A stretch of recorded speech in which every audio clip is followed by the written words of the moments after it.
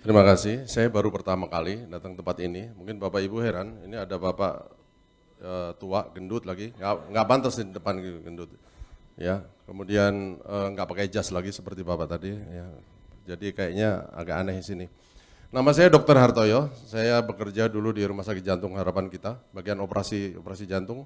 Dan sekarang saya bekerja di Rumah Sakit Mitra Keluarga Bekasi sebagai dokter anestesi. Biasa saya, maaf kalau saya bicara agak panjang dikit ya Bu ya.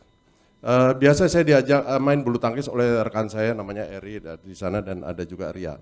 Dan ketika saya main bulu tangkis saya ditawarin yang begini-beginian. Saya paling alergi kalau tawarin gini. Begitu dia dekat saya udah bilang, ngapain kamu promosi ya? Saya udah alergi gitu ya. Akhirnya karena begitu gigih mereka itu ini, saya ingat pada suatu cerita bahwa ada seorang nenek-nenek yang hidup berdampingan dengan orang ateis. Tiap hari dia bersyukur, terima kasih Tuhan atas berkat-Mu. Sampai ateis itu tiap hari bersyukur terus, tiap hari terima kasih Tuhan atas berkat-Mu. Si ateis ini bilang, alah berkat itu bukan dari Tuhan. Dia jengkel sekali. Suatu hari nenek ini dia berkata, Tuhan saya nggak punya sayuran. Dan kedengaran oleh orang ateis beli sayuran taruh di depan pagar. Besoknya sayuran itu diambil, dia bersyukur lagi, terima kasih Tuhan atas berkat-Mu kau kirim sayuran. Ateis langsung teriak, itu gua yang beli, bukan Tuhan yang beli katanya. Lalu nenek itu langsung doa lagi, terima kasih Tuhan kau telah mengirim setan untuk beli sayuran dan dia yang membayar buat saya, kata gitu. Itu begitu gigihnya Eri itu sebegitu tuh, dia ngomong terus, dia datangin terus saya ini di Bekasi gitu. Sampai akhirnya saya bosan, ngapain sih kamu gini? Dok, soalnya kalau saya masuk ini dok, saya berangkat ke Thailand katanya. Ya sudah, saya beli supaya kamu berangkat ke Thailand. Jadi saya beli tidak untuk Smart Detox, full pack, saya beli full pack, supaya kamu berangkat Thailand. Jadi obat itu saya taruh di rumah, saya nggak minum, saya nggak baca-baca, memang supaya dia berangkat Thailand. Kemudian saya baca-baca brosurnya gitu, saya lihat-lihat gitu. Udah dibeli mahal-mahal, sayang juga ya gitu ya. Dan ternyata ini dari segi medis ya, memang smartnya itu memang smart ya. Saya bilang sama Erik, untuk berkata detok, hati-hati loh berkata detok ya. Seperti Pak ini katakan tadi, detok yang didetok apa? Racun. Kemudian saya tanya lagi, racunnya apa? Dia bilang gitu, radikal bebas. Radikal bebasnya apa? Saya tanya lagi begitu, dia nggak bisa jawab. Radikal bebas apa? Karena radikal bebas ada yang kita perlukan untuk tubuh. Salah satunya adalah nitric oxide, NO itu radikal bebas, justru itu yang kita perlukan. Jadi hati-hati kalau ngomong radikal bebas nanti yang didetok apa, mesti dijelaskan lagi oleh Pak Jabat tadi. Radikal bebas itu apa yang didetok itu apa gitu kan. Nah, tapi saya lihat ini memang bagus juga produknya. Kemudian saya baca, saya mulai minum. Wah enak juga rasanya, terus terang enak seperti Bapak bilang. Enggak seperti detok-detok lain sengsara. Saya pikir kalau yang begini-begini ini pasti menyiksa sekali. Tapi ternyata enggak, enak ternyata ya. Apalagi kalau diminum dengan air dingin dan kiatnya langsung diminum. Jangan dibiarin lama-lama, kalau dibiarin lama-lama dia kental, jadi enggak enak buat diminum. Langsung diminum itu lebih enak menurut saya itu ya. Kemudian saya pelajari lagi. Kenapa ini dan setelah berlangsung beberapa lama ternyata memang benar. Berat badan saya turun. Berat badan saya itu tadinya 95 kilo. Welek tenan. Ini baju dibelikan oleh teman saya di Singapura. Belum pernah saya pakai, karena waktu pertama kali dibelikan, sesak, begini melendung. Jadi saya nggak pernah bisa pakai. Tapi setelah 20 hari dengan Smart Detox ini, saya turun 5 kilo. Padahal ya, saya tidak mau tersiksa. Padahal saya itu tidak disiplin, terus terang saya akui. Jadi kalau istri saya goreng empal, ya saya comot. Dikit, tapi dikit ya, saya terbatas dikit. Tapi jangan ditiru nih, ini yang ditiru tadi yang kata Bapak tadi aja ya. Kemudian kalau ada apa sedikit, saya nyomot juga, tapi dikit gitu ya. Dan smartnya yang saya kira adalah polanya. Pola 232 itu, karena biasanya diet-diet yang lain itu polanya tetap. Kenapa? Karena sekarang ini kita ada suatu yang belakangan ini ya dikatakan bahwa gini, bahwa metabolisme tubuh itu mempunyai autoregulasi. Kalau asupannya berkurang, maka metabolismenya akan menurun dengan sendirinya, sehingga dia menyeimbangkan antara asupan dan kebutuhan. Nah, sementara dengan diet ini pertama pre-detox, kemudian di 3 hari detox. Turun, metabolismenya pun turun. Sehingga selisih antara asupan dengan ini tubuh berusaha memperkecil. Begitu ditambah lagi 2 hari yang dengan makan, metabolismenya naik lagi. Begitu metabolisme naik, pengeluarannya banyak, dihajar lagi dengan yang 3 hari. Jadi itu justru sebenarnya kiatnya yang saya bilang, ini cerdiknya di sini. Karena tidak stabil gitu, tapi ketika metabolisme naik, pengeluaran energi banyak, kemudian dikasih lagi 3 hari dengan diet yang rendah. Ya. Kemudian saya pikir, apakah ini akan bikin kekurangan protein? Ternyata enggak. Karena dengan Max Pro tadi, saya baca di situ per sajinya ada 22 gram protein kalau nggak salah ya. Total kalau 3 kali di dalam program yang 3 hari yang tidak makan, itu kita sudah mendapatkan protein kira-kira 66 gram. Kebutuhan kita at least 1,5 gram per hari. Dalam keadaan orang gagal ginjal pun sekarang protein harus dipenuhi dengan 1,5 gram per hari. Zaman dulu orang kalau gagal ginjal dietnya rendah protein karena yang dikeluarkan oleh ginjal sedikit. Sekarang harus 1,5 gram, tapi harus dengan dialisis. Ya. Kemudian saya lihat di sini kandungan protein dengan whey protein bagus sekali. Kalau kita tidak disuplai dengan whey protein ini, pada waktu kebutuhan kalori itu berkurang, kita membutuhkan kalori, maka tubuh akan memecah protein. Protein yang dipecah terutama adalah protein dari otot, yaitu branched amino acid, valin, isoleucin, leucin. Kalau ini dipecah, maka otot menjadi hipotrofik, menjadi kecil. Tetapi dengan asupan ini, saya sudah mengukur, menilai bahwa protein otot tidak akan dipecah. Justru pada waktu kalori dikurangi, yang dipecah adalah lemak. Jadi lipid yang dipecah. Karena proteinnya dipenuhin. Apakah ada gula di dalam kandungan ini? Ternyata ada, sedikit.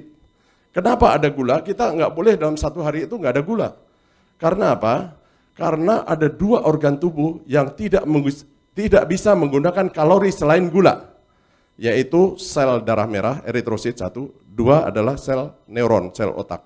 Dia harus, metabolisme harus menggunakan glukosa. Jadi di sini masih ada kandungannya glukosa. Cukup berarti ya. Kemudian saya coba ini, oke bagus.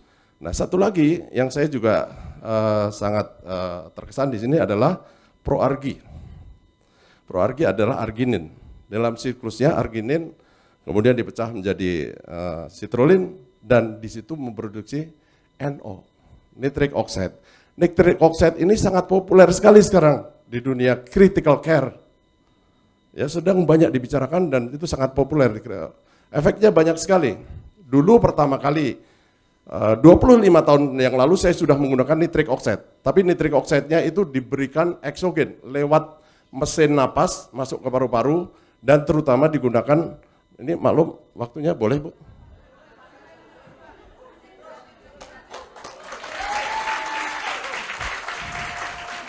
Dan waktu diberikan dengan alat ventilator atau mesin napas, digunakan pada bayi yang aspirasi mekonium, yang tersedak kotoran bayi yang keluar ke dalam ketuban yang hijau itu biasanya paru-paru tidak bisa berfungsi.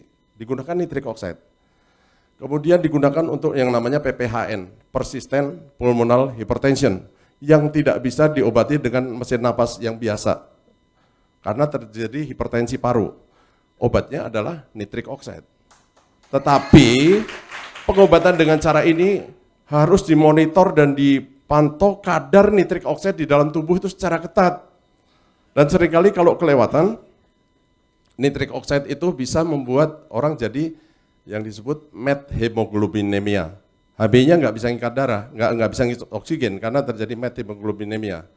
Nah, kalau yang endogen, tubuh itu mempunyai satu autoregulasi. Nitric oxide-nya nggak akan kelebihan, nggak ada kurang, karena ini akan diproduksi secara endogen melalui perubahan siklus arginin menjadi citrulline tadi. Dan efeknya bahwa ini akan membuat otot polos pembuluh darah itu menjadi rileks. Sehingga kalau yang ada plak, segala macam itu menjadi rileks, menjadi lebih longgar. Sebenarnya nitric oxide itu diproduksi oleh endotel pembuluh darah, lapisan dalam dari pembuluh darah. Nah ketika orang itu mengalami sklerosis, ada plak di dalam pembuluh darah, maka produksi ini sangat terganggu. Jadi orang yang mungkin hipertensi, kolesterolnya tinggi, apa itu dengan diberi itu nitric oxide saya kira banyak sekali gunanya. Selain itu juga banyak sekali, tadi udah dikemukakan oleh Bapak siapa tadi, nitric oxide untuk jantung koroner misalnya.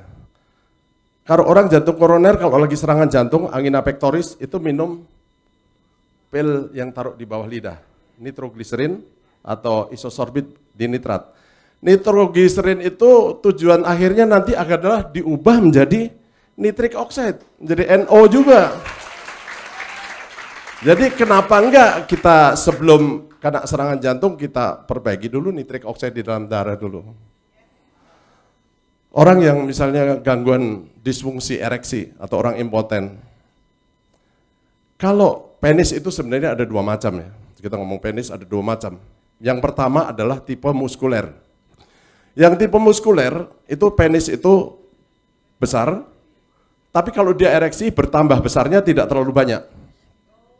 Yang kedua adalah tipe vaskuler. Kalau mati kecil, tapi kalau lagi hidup dia besar.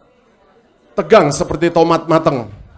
Nah, yang tipe vaskuler ini, kenapa dia menjadi tegang? Karena corpus cavernosum di dalam pembuluh darah di dalam penis itu terisi.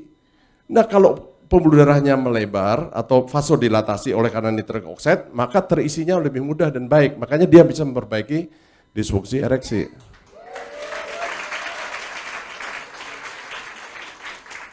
Untuk otak dan saraf, nitric oxide adalah suatu neurotransmitter. Dia adalah suatu pembawa sinyal pesan antara sel saraf yang satu dengan sel saraf yang lain, sehingga memudahkan hantaran saraf itu menjadi lebih baik. Masih banyak lagi saya kira fungsi-fungsi nitric oxide dalam metabolisme tubuh kita. Yang penting dalam tubuh kita itu ada suatu pengaturan keseimbangan, selalu balance gitu ya.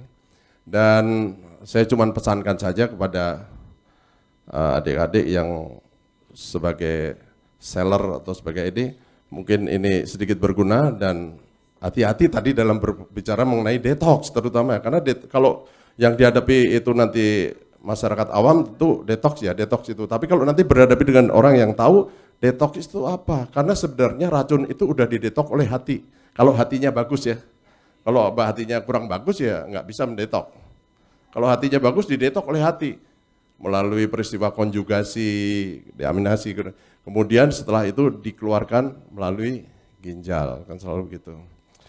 Ya akhir kata bahwa saya 20 hari berat badan turun 5 kilo dari 95 menjadi 89,8, ya, jadi turun 5 kilo lebih. Dan proses dalam ininya tidak sengsara, enak ya, jadi tidak sengsara dan enak. Apalagi kalau saya disiplin pasti turun 10 kilo. Karena saya tidak disiplin jadi turunnya cuma 5 kilo gitu aja. Ya terima kasih untuk Bapak Ibu sekalian.